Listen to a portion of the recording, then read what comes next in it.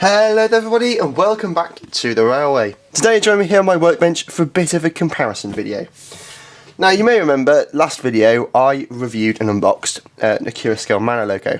The one I reviewed was Torquay Manor or 7800 and I thought on the whole that was a pretty good loco.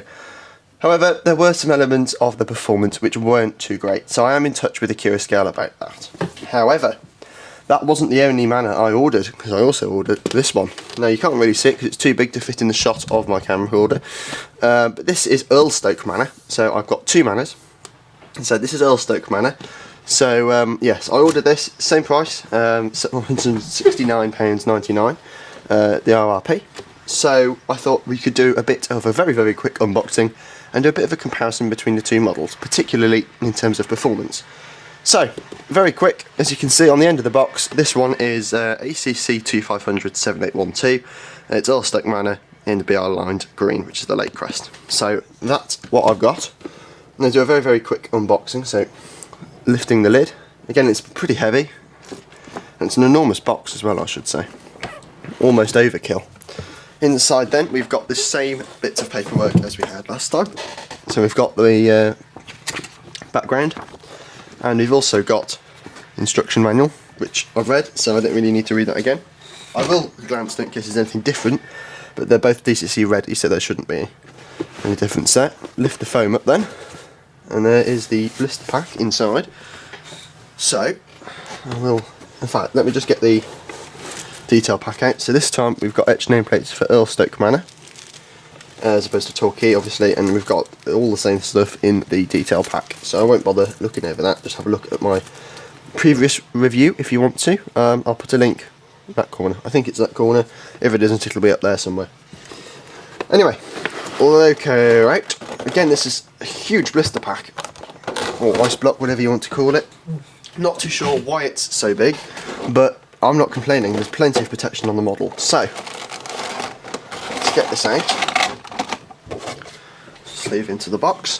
There it is, still shrouded in the film. So lift this up then, and let's pull this film back. And as you can see straight away, the finish on this is just as good as on Torquay. So yes, that looks absolutely superb, doesn't it? So then, assuming they're still connected as per the other one being Torquay, I will lift them up and out of the box and onto my workbench. Yeah, that is just as good as Torquay, sorry. As you can see, this is incredibly heavy. It is mostly die-cast on the loco itself, which is wonderful. And yeah, I have to just apologise if you can hear background stuff. They're cutting the hedge outside the front of my house, so that's what that noise is. In fact, let me shut the window. And that was my phone. So yes, this is Earlstoke Manor. I will get this out running first, so we can check the main aspect of performance, main issue aspect, sorry, which is performance, which is the issue with the other one. See how it performs, and if it's similar, and then we'll get it up onto the white background, I think, and have a bit of a side-by-side comparison. There's not too much in terms of difference with these two, but I still think it could be quite an interesting test. So, I'm going to get it onto the layout, see how it performs in comparison to Torquay. And we will compare performance, sorry if I can get my words out, and then we will compare their details, and I'll give you a bit of an overall view as to which one's better. So let's go. So this is Torquay Manor on the layout now, so I'm going to give you a bit of a reminder of performance on Torquay. So I'm turning up my controller slowly, if I selected a direction. It's just buzzing, and the firebox lights have just flickered on, and then it just sort of cuts in at quite a high speed. It can do a decent crawl, not great, but alright. And again, we can't really get it to crawl in the forwards direction, it just sort of cuts in at that speed. So that's an idea of performance, and of course it does slow down around curves. Not very noticeable on camera. In person you can definitely tell. As I said, camera doesn't really do it justice. Yeah, it's alright, it's a bit naff in terms of performance, but it's okay. So, I'm going to take the coaches off. In fact, I'll put it into the siding. You can see how it performs over second radius, so set it to a medium speed. Oh, I don't know what happened there.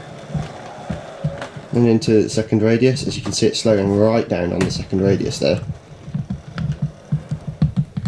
Oh, doesn't like that very much, does it? Anyway, oh, if I can get my camcorder to focus.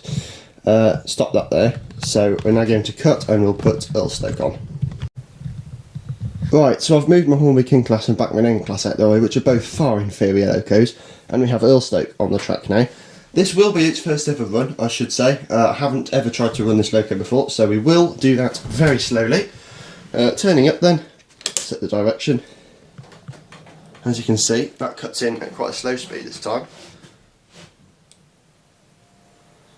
Turning it very, very slowly. Turning up, oh. And again, that's not great. Oh. It's stalled. Oh, no it hasn't. So yes, that's not great. Over the, yeah, it doesn't like it here for some reason. I don't know why it doesn't like it here, but it doesn't like it very much. No other locos have that issue, so I need to have a look. But yeah, so performance in terms of crawl is not great, and it's almost as if there's something binding there, so I wonder if those fish plates are too close together. I will have a quick look with, with an axle in a minute. But yes, for now, crawl isn't too great. I'll try and get this to crawl. But mind you, this hasn't been running, so yeah, it just cuts in at quite high speed. It's not very even in terms of speed. Very smooth though. Anyway, as I said, it hasn't been running, so I will leave this to run in at 50% speed. In fact, I'll put it up to 35 because that's a decent speed, and we'll leave it and see how it gets on. As you can see straight away, this isn't slowing down around curves.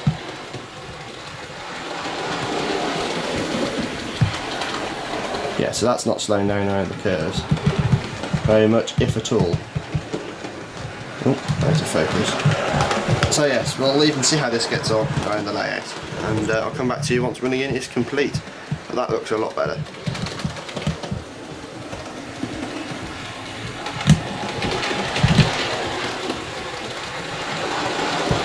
Right, so it seems that this loco's performance, this is still running in by the way, isn't much better around curves. It's still pretty horrible. As you can see, it's going straight around and then it's slowed right down on the corners. It's atrocious. Look at that slow down on there, and then off it goes and speeds off up here and stops on that bit. Yeah, I've also run it over that little bit there, and it stopped, but there's no pinch point on the axles or anything, so I don't know why it's slowing down over that. That is a mystery to me. But yeah, the performance I'm not dreadfully impressed with, I have to say, especially around the bends, because that's not great. As I said though, it is still running in, so it may well improve with running in. I also do what I did with Torquay, and I'll give it a drop of oil in the areas where they stated in the instruction manual, see if that improves it. It doesn't look great though, I have to say. Right, so I've actually just stopped the running in process because this has been performing so badly around that corner. It was stopping, they're running forward really fast and then stopping and slowing right down. It's not right. So, I thought what I would do is see if I can get it, see if I can get it on video. So it's going quite fast, then it's slowing right down on there as you can see. Around there, slowing down, right down. A bit faster up the straight, stop at the top, very fast down the straight, slowing right down on the crawl. Oh, that's really bad crawl there, isn't it? On the edge, and this is exactly what Torquay's been doing. Right down on that corner and then really fast along the straight. So yeah, I'm not too sure what's going on here. I'm going to speak to Accurascale about this if it doesn't perform, if it doesn't improve, sorry, after running in. As I said before, I will be putting a drop of oil on all the bearing surfaces and that. Hopefully it'll make a difference. I don't say it will though, in which case both of these will be going back. Yeah, so not dreadfully impressed with that at all really, and especially given these are so expensive. And I say so expensive, they're much more expensive compared to the Dapple offering, you know, and I think I've seen mainline Manors that work better than these, so you know, make of that what you will. Anyway, I'm going to go and put a drop of oil on and then I'm going to continue running in on my workbench. Right, Accurascale Manor is now running, and I've got a bit of a spoiler for you. Performance is absolutely no better. So before I do a crawl test, I'm going to show you what it's like around the curves, because I think you'll be absolutely horrified, and then I'll try and do a crawl test, which I haven't attempted yet. So, here she goes. As soon as she hits that corner, as you can see, she slowed right down. My hand's here, by the way. There you go, my other hand's here, doing the camcorder on the tripod. So, as you can see, that is horrific performance there. That's not even deserving of a 2-star, I think, to be honest. Probably more like 1 in the review. That is atrocious performance. Oh, there she is. Slowed right down on the corner. So this is in reverse, of course. I will get it running in forwards in a minute. Alright, it is all running. So I shall get it running in forwards, not running in forwards. I should probably add that this has been running forwards. This has been running on my workbench on a loco cradle. It has been connected to the controller via crocodile leads attached to the tender wheels. So yeah, it has been running in both directions. But yeah, that is not great performance, I have to say. And this is exactly what Torquay was doing, only this is definitely worse, I would say. I'm not going to have the body off because that will probably invalidate the warranty. It might not, but I don't really want to risk it, you know. Speeding up, hits the corner and just slows right down. I have cleaned the track, I've given the loco an oil, I've cleaned its wheels as well, and this keeps happening. So I don't know what there is. There's plenty of torque there, so I don't know why it's doing this. Tender is on the outer hole in the bar, so it's not close coupled. And it's just so slow. Look at that. It's atrocious.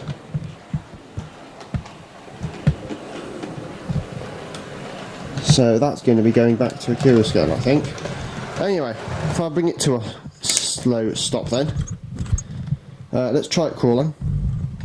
So I'm going to show you the back of the tender. I'm going to start turning it up slowly. Oh, that is its crawl. It's not very consistent, I have to say. And it stopped. So trying it forwards, it just won't go slower than that. So that's Earl Stokes crawl. Yeah, performance is worse than Torquay's, so I will be speaking to Accurascale about that. For now though, let's go and have a quick look on the white background and see how they compare in terms of detail. This is not very much difference in detail, I have to say, but let's go have a look anyway. Here we are on the white background for the comparison. So I have got both locos here, both Torquay and Earl Stoke, and I have to say the differences in them is absolutely minimal. They're both in the same livery. They've both got what look and appear to be electroplated safety valve bonnets, and they've both got copper cap chimneys with real copper. Those look fantastic. The main differences have to be in terms of the design of the tender, which is riveted on Torquay, and no rivets, basically. I don't know what the term for that would be, flush-sided or welded on Earl Stoke, which isn't prototypical for preservation era, but as I understand it, this is depicting 1960s conditions, so it may well be. And of course, if I get the zoom right, the inclusion of these electrification warning flashes, which aren't present on Torquay. So yeah, other than the running numbers, of course, there aren't a huge number of differences. I've spent a long time studying them. So we've got the running numbers and the names, of course, the electrification warning flashes and the tenders, which I'll give you a bit of a close-up in a minute. Obviously the performance on Earl Stoke is significantly worse than that on Torquay, which isn't good anyway, so I'm definitely going to be in touch with the Accurascale about that. And the other one would be that the etched number plates and nameplates included in the box are different on each one. Now of course they're different, you might be thinking, but Torquay, we had cab side numbers included as etches and no nameplates, and on Earl Stoke we had nameplates and no cab side numbers. So I'm not too sure where that comes in or why that's happened, but I will give you a bit of a close-up of the tenders now so you can see the differences in those. So here is the Torquay Manor tender. I have fitted a crew member to the cab from my stash, so that isn't factory fitted, or one of the Accurascale crew. That is from my stock. As you can see, this has got the nice rivets along the side, and the line is very precise. So this has got the rivets, and this is Earl Stoke's tender without any rivets. So those appear to be the main differences on these locos. Yeah, there's not too many of those. If you want to see the review and of the detailing and stuff, I suggest you go and check out the review of Torquay, which, as I said before, there'll be a link up here somewhere. You might have to click the I, or go in, if you're on the phone, you can have a look at the Morph and Timber Valley Productions tab, and it'll be there, or you can just navigate to the channel page and it should be the previous video. If it isn't, then it'll be around there. Anyway, yeah, so we've both got Lake Crest on the tender. One's got more rivets than the other. Well, one's got rivets, the other hasn't. In terms of cab detailing, they are virtually the same. And again, in terms of almost every other aspect, apart from performance, they are virtually the same, which is great, and that's obviously what you'd expect, given as they're in the same livery. So I'm going to give you a bit of a verdict then, on which loco I would choose out of these two. Now, personal preference, I would choose Earlstoke, but objective preference, I would definitely choose this one, which is Torquay, just because of the performance issues. Torquay is going to be renumbered and renamed to Bradley Manor, but not until the performance issues are sorted. Torquay isn't great at running. I have to say, crawl isn't good, and it slows down on corners a significant amount, but Earlstoke is considerably worse. Both of which have had running in, and a little drop of oil in all the places suggested in the booklet. Both are the same amount of time of running in, and yeah, I'm really not impressed with Earlstoke, so I'll be in touch with Accurascale about that. In the meantime though, if you want a manor, have a look at Accurascale's range. I've had 2 of them. It isn't a huge great sample size, so it may not be representative of the whole fleet. And don't go accusing my layout of causing the issues, because I've done some tests with other locos. So I've tested with my Bachmann N-Class and Ivet 2MT. Both poorer quality models, no bearings, poorer quality motors, no flywheels, and they worked fine. Hornby Merchant Navy, which is a bigger loco, worked fine. You'll have to excuse the noise outside, I'm afraid. Yeah, so almost every other loco on the layout works fine around the bends and doesn't have the same issues that these do. So yes, I'm not dreadfully impressed with them. If you want a manor, you can have a look at Dapple's range, but performance on those in terms of torque isn't as good. So you could say that the Accurascale one's a bit more torquey. Yeah, okay, I'll shut up. Anyway, yeah, so yeah, I would recommend Accurascale in terms of livery and detail, but if you're in terms of performance, as it stands at the moment, I'll let you know how the replacement or repaired ones work in comparison to these. But if you're in terms of performance, it probably have to be, I'd have to go Dapple or even mainline, because I know mainline manors don't have this same issue. So yes, not dreadfully impressed with these two, and I will be speaking to Accurascale about them. Anyway, that about concludes today's video. So, as always, if you have enjoyed, don't forget to leave a like, comment down below, share and subscribe. And I'll see you very, very soon in another video, which might be on manors, it might be on something else. It depends what the outcome of the Accurascale customer service is. Anyway, thank you very much for watching. I'll see you in the next one. Bye for now.